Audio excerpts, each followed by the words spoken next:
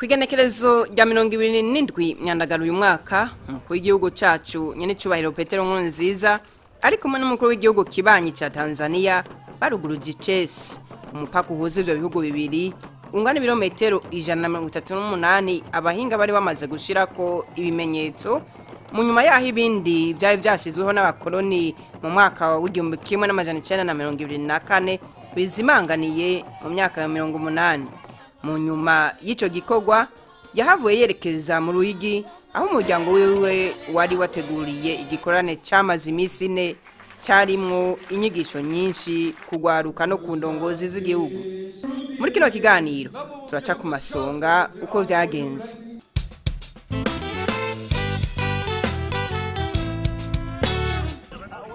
Ibirori byo kubonesha umupaka vyabereye ku kibuga cyo mu Gikomero neza na neza ku rubibe komine ya Giteranyi ihana na district ya Ngara. Urubibe ibihugu byacu bihana ruri ku burebure bw'ibirometero 151 kandi abarundi n'abatanzania bakazoba bahejeje kubonesha imbere y'umwaka wa 2017 nko kwishira hamwe ry'umwe bwa Afrika byategetse ibihugu bibugize. Umukuru w'igihugu ca Tanzania yarashimiye ko ico gikorwa gikozwe mu mutekano ntangere agasaba ababa kumbibe kuzizigama. Mheshimiwa Rais na ndugu wananchi, marafiki huchora mipaka kwa mazungumzo na kwa kalamu. Maadui huchora mipaka kwa nguvu na kwa wino wa damu za binadamu. Mipaka ya kalamu hudumu kuliko ile itengenezwayo kwa damu. Mipaka ya kalamu hustawisha jamii, wakati ile ya damu hufarakanisha jamii, huzua chuki, hujuma na visasi. Kadri tunavyohakiki mipaka yetu kwa njia ya mazungumzo na kalamu, tunaondoa sababu na uwezekano wa nchi kugombana, kufarakana na hata kupigana kwa sababu ya mipaka. Sisi na Burundi ni ndugu wa damu. Tumechagua njia ya mazungumzo na kalamu kuhakiki mipaka yetu. Mwijambo umukuru w'igihugu yashikirije yaramenyesheje ko ari igikorwa kizana kubana neza imyaka n'imyaka. Ati turabizi neza ko hari abatakaje imetero z'ubutaka bwabo ku mpande zose kubw'ico gikorwa, ariko arabahumuriza. Twashaka kubaremesha rero, tunataka kuwatia moyo. Kino gikorwa ni cyiza cyane kandi namwebwe twafise ku mutima. Kazi hii ni nzuri sana, hata nyinyi tunawafikiria. Ninachotuma rero, ndio maana mwokwihangana mvumilie, twaje kubamenyesha tubaremesha yuko tuzobashumbusha. Tunakuja kuambia kwamba tutawafikiria. Niko bivugwa? Ha? Bakiswahili hivyo? Wanakataa wale watu wa hapa Kagera. Twashaka kubamenyesha neza yuko tutabibagira. Tunataka kuwajulisha kwamba tuzobashumbusha, tutawafidia. Ataruko tubaronderera handi hangana no mwatakaje.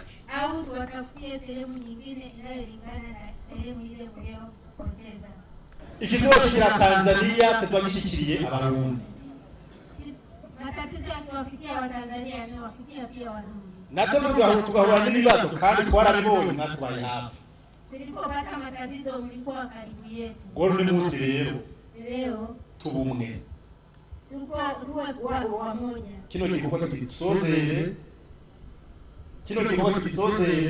Kazi hii tuimalizie. Kibe kiragigiza ku bihugu byacu byose.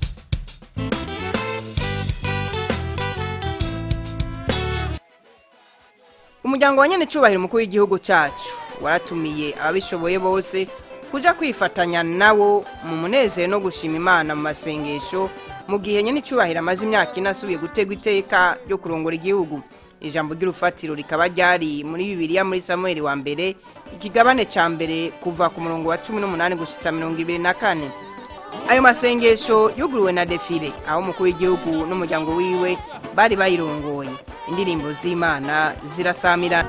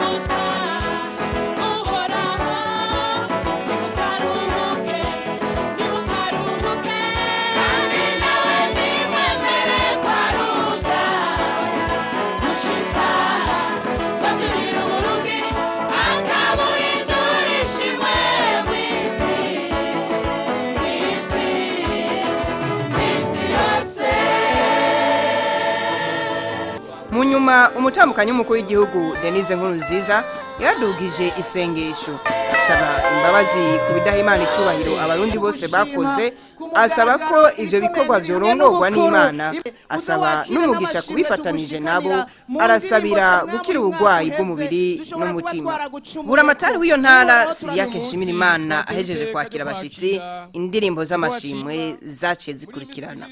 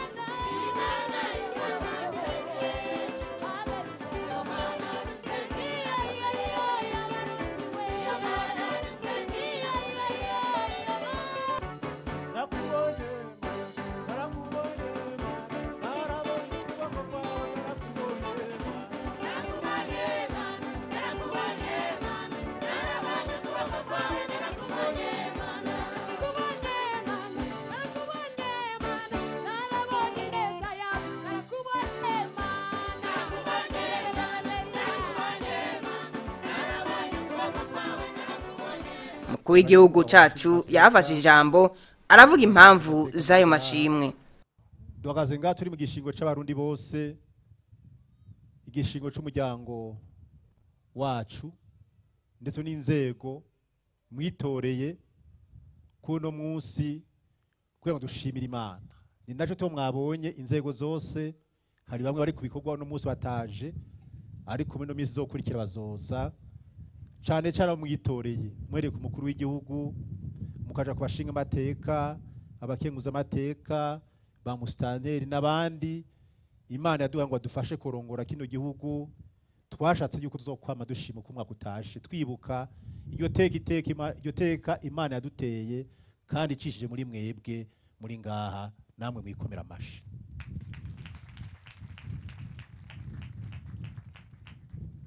Subwa mbere dukora aya masengesho yo gushima Imana,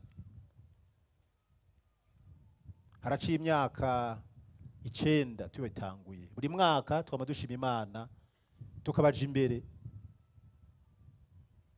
umuryango wacu, umuryango mukuru w'igihugu, tukaje imbere yanyu buri mwaka kabiri ku mwaka kugira dushima Imana.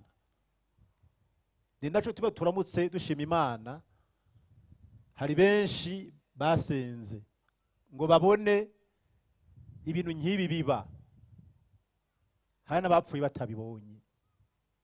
Kumbure wo buri ngaha uri kurajya umunyenga mu byo abantu bakwitanga imbere basengeye cyane, ukabifata minenegwe. Mugabo twebwe turazi neza yuko kuba duhagaze ngaha iyi myaka yose igihugu kiri mu mahoro n'umutekano, gifise izina ryiza, ntidushobora kwicara ngaho nk'abo mwatoye nk'uko umenga twarizanye dukorose kwivuye ku ijuru. Tubishimira Imana kuko ubutegetsi bwose buva ku Mana. Tukomera amashimana yacu.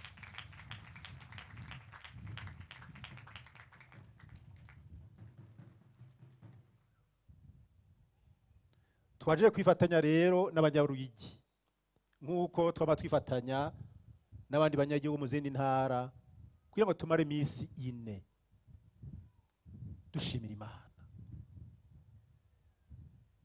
Banyaruyigi, Imana irabakunda.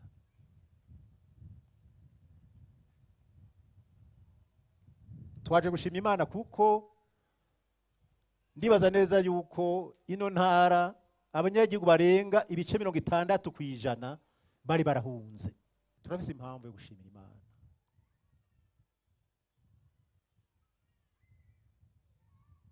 Twaje gushimira Imana nga mu ntara ya Ruyigi kugira ngo namwebwe kano karyo mu karonge. Twaje kugira dusaba Imana iduha amaso abona kure, abona ivy'Imana iriko iradukorera.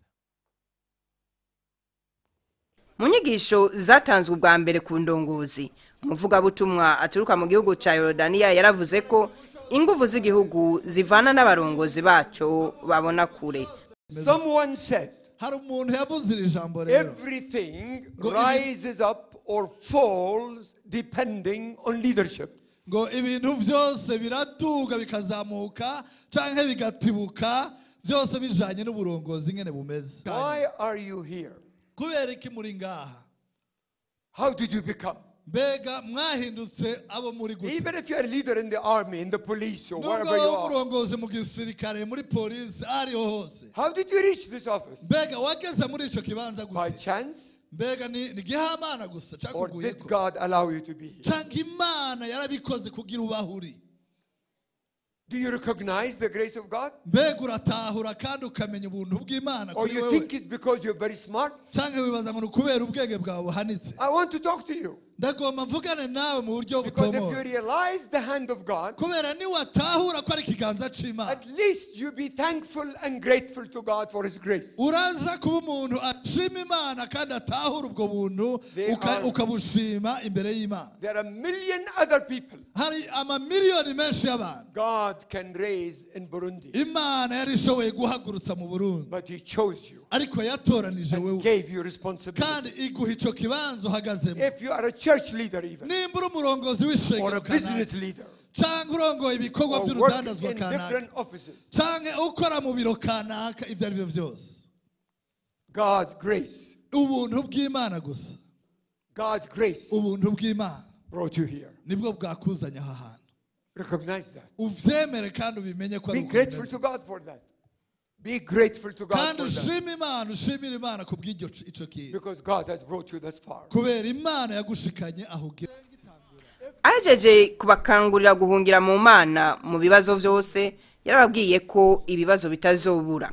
You are a servant, not a master. Uri umukozi, nturi umukoresha, niko novuga. The greatest minister, the greatest government worker, umukoresha mukuru canke munini aruta abandi the one with a dream ni wa wundi afise iyerekwa, afise inzozi for your people. kubw'abantu biwe.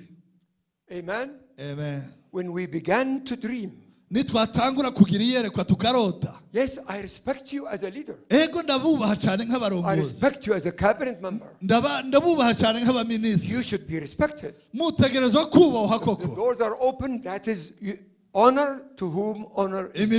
Imiryango iruguruye, niko Bibiliya ivuga ngo muhe icubahiro abagikwiye. But what is our dream? Ariko indoto dufise n'izihe bene Dear data? God in heaven, Mana yacu yo mwijuru, tell me, mumbwire neza, why are we suffering in the Middle East and in Africa? kubera iki turiko turababara dupfa nabi mu bigobe vy'abarabu no muri Afrika? Tell me why. Mumbwire igituma bimeze uku.